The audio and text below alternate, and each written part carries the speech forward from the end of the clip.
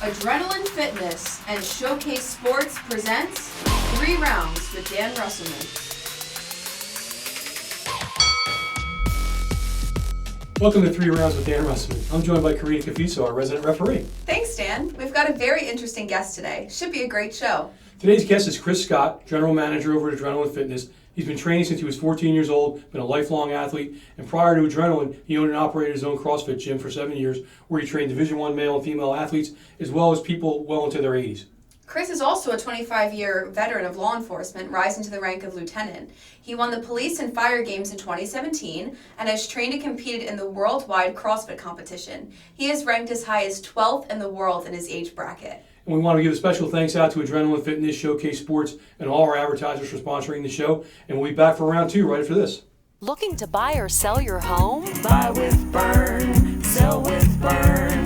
856-524-2927. Call Dave Birnbaum for all your real estate needs. That's the bell for round 2. Chris is here. Let's get right into it. Let's talk about workouts. I mean, strength, cardio. Which one? Both. Both. Mm-hmm. I see. Everybody wants to do one or the other. Mm-hmm. I think to be a well-rounded program, you need to have both. It's strength. Helps build muscle. Muscle is important to hold. Skeleton structure, keep bone density. Be able to have longevity in life. And cardio is obviously we need to have cardio. For cardiovascular, if you want to work on that heart. You can do both. When I say you can do both, you can incorporate that both into a workout, such as functional fitness. Mm-hmm. You can, where you can incorporate, more less rest in between while you're doing strength. That'll help with your cardio. Yeah. And also, if you're traditionally doing weights, you can do supersets, okay, where you take less time in between your sets. So if you strap for time, or you need other ways to make your workouts creative. Do functional fitness or superset your workouts. I mean, you warm up for a workout. I mean, some people think you just go up in the gym, jump on a machine, and start going. But I mean, what's the importance of warming up, and what can you do to help yourself, get prepared for your workout? Warm up is definitely a necessity. Mm-hmm. Too many people skip warm ups, and it leads to injury, and or their workouts aren't as productive mm-hmm. as they should be. So suggestions on warming up. About 10 minutes is all you need. You need about 3 to 5 minutes to get your core temperature up, and that's whether or not you want to do, walk, you want to get on a bike, rower, any type of machine that can get your core temperature up. From there, roll right into some dynamic stretching, leg swings, walking lunges, different things like that will help with that. And also make sure that when you're doing that, your focus is on whatever you prepare to work out that day, that you're hitting those movement patterns. Mm-hmm. And I mean, when you look at the equipment in the gym, is the scale maybe the worst piece of equipment that you have in the gym over there? Could be. So the almighty scale. It's it's a tool. It's again another tool that we use to help measure progress.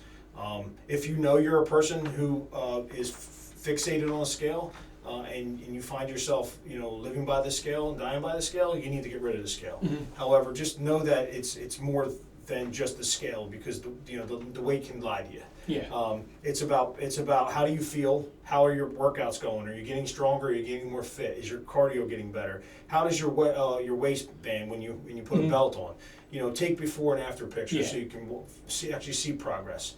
But as far as specifically to the scale, again, it's just another tool. Do people put too much focus, you think, on people go to the gym to lose weight? Do they focus too much on the weight? Yes, to a degree. Their primary focus is weight, but if they would just focus on a quality program, then that would take care of itself. I'm on this magical rice diet thing that I saw online. I've lost some weight on it, but I mean, should I get exercise into that? Should I incorporate that in? Maybe work out a little bit? Absolutely, is the answer. Just absolutely. There's no magic, and fads are fads. That's why they're called fads. They're quickly fade out. Mm-hmm. You need to incorporate consistency in your workouts. And whether it's your workouts, your diet, what you're eating, everything has to maintain some level of consistency. Is what you're going to see progress. And again, if you follow a fad, you're going to fade out with the fad, because that's why we have so many problems in our society, is people are looking for quick fixes versus just following a balanced diet and following a consistent workout plan. And I mean, a big thing now is the cold plunge thing. Is that just a trend, or is that something that actually is beneficial, can help people out? Well, it's both. It's a trend, but however, it's actually another tool that's beneficial. It helps predominantly with inflammation. It does promote brown fat, which brown fat helps burn calories and it has various other functions in your body. And there's several other hormonal release. Your dopamine levels. So there's a lot of studies that suggest that show that using a cold plunge does work. And again, the study is 11 minutes over the course of 7 days at a temperature which causes your body to have a reaction. It's not a specific temperature in itself. I mean, any other kind of big fitness trends that are right now you feel? Well, saunas. Sauna's another big one which we put in. We have a sauna and a cold plunge over at Adrenaline. But again, that's another. I wouldn't say new fad, but it's definitely an up and coming thing that you're now starting to see promoted throughout social media and other avenues of media. And I mean, last thing we have, I mean, how do you stay motivated? How do you keep your head in the game to go to work out? I mean, I know sometimes people, they start the year off, they're all gung ho, and then later on it's like, well, yeah, I don't really feel like going to the gym today. What are some kind of things you can do to kind of keep yourself, keep your head in, to stay disciplined? Again, the key word is discipline. We got to train ourselves to be disciplined, not be motivated. We can't go to the gym and we can't eat right when we're only motivated. Motivation is has an expiration date. Everyone's different. You could be motivated for 2 weeks, a month. Someone else can be motivated for 2 months. At some point, that motivation is going to expire. If you haven't developed discipline, which is going to make you eat right when you don't want to eat right, get up when you had a rough night's sleep, you still get up when the alarm goes off. You really have to focus on discipline and stop concerning yourself with being motivated to do. Everybody talks about, I got to get motivated. You ever hear people with your friends, family, I got to get motivated to get in the gym. I got to be motivated. No, you don't. You need to get disciplined. And the first thing is just go.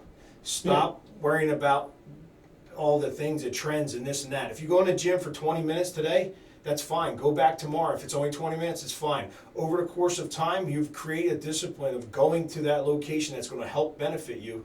And eventually, you're going to start adding time to that. And so it's a long-term journey.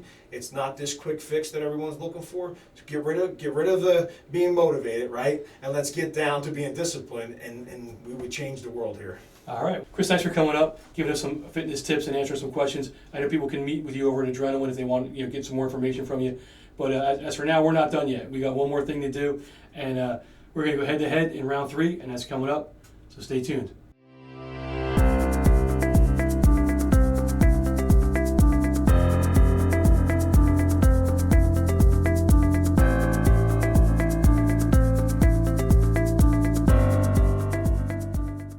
Frustrated and confused when it comes to your child's education? I needed that burden lifted from me. I needed a lifeline. Huntington was that lifeline. I know my child's future is bright. Huntington gets results. 1-800-CAN-LEARN. That's the bell for round 3. We're here at the Adrenaline Boost Bar where Dan and Chris are going head to head. On my whistle, guys.